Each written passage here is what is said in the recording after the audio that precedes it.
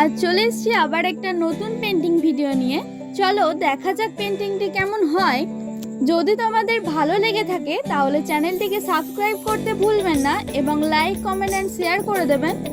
ভিডিওটা কেমন হয়েছে সবাই একটু আমাকে কমেন্ট করে জানিও।